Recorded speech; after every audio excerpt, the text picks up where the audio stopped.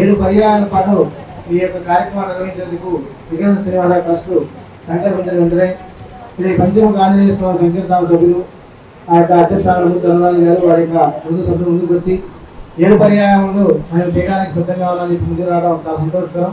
వారికి వారి ముందు సభ్యులకి కూడా ఒకసారి మా ట్రస్ట్ తరఫున ప్రత్యేకంగా అభినందనలు తెలియజేసుకుంటాము. అలాగే ఈ కార్యక్రమంలో పాల్గొన్న ప్రతి ఒక్క భక్తులకి మహిళా మండలికి అందరికీ కూడా కలిగి ప్రత్యక్షమైనటువంటి శ్రీనివాస ఆశీస్సులు ఉండాలని మనస్ఫూర్తిగా ప్రార్థిస్తున్నాము.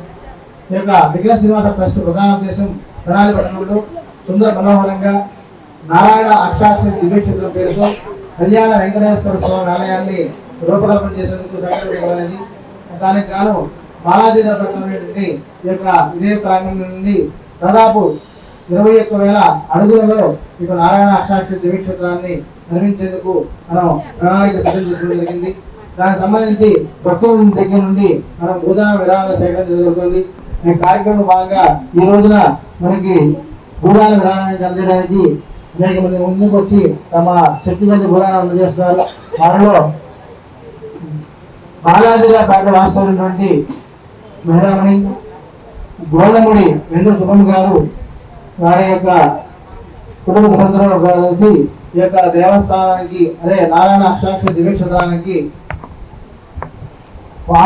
స్వయంగా ఫోన్ చేసి ఈరోజు ఉదయాన్నే మేము భూదానం అందజేయడానికి వస్తున్నామండి ఎక్కడ ఏంటి చెప్పంటే వారు 7 అడుగులు దాన్ని ముందుకు వచ్చారు. కానీ స్వామి నీ దగ్గర 7 అడుగులు కాదమ్మా, ఇంకా రావాలి, నాకు కావాల్సింది చాలా ఉందని చెప్పని మా చేత చెప్పించుకుని 3 గజాలు ఇవ్వడానికి ముందుకు వచ్చారు.